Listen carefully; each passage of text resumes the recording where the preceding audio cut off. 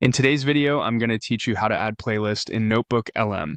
By the end, you'll know exactly how to gather multiple YouTube videos into a single notebook so you can analyze, summarize, and reference them all in one place. First, open your browser and go to NotebookLM. If you're prompted to sign in, do that so you can access your work. Once you're in, you'll land on the main dashboard. Next, either create a new notebook or open one you've already started.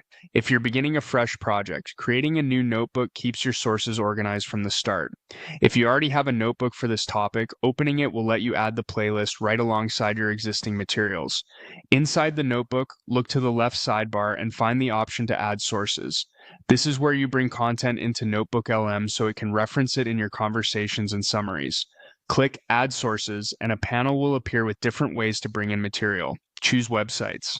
We're using this option because YouTube links count as web sources, and NotebookLM can fetch the page content and available transcripts for each video. Now it's time to build your playlist.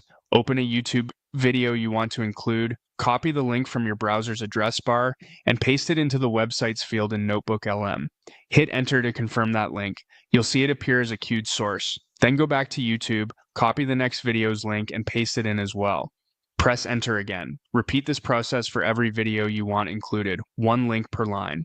A quick tip, it helps to keep your YouTube tabs open so you can copy them in order.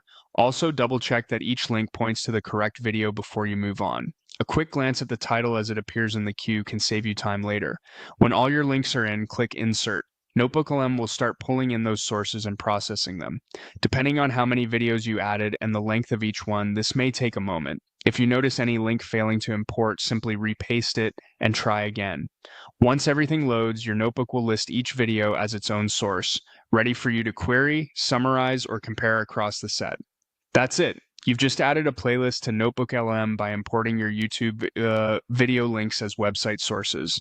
Now you can explore insights across the entire collection without bouncing between tabs.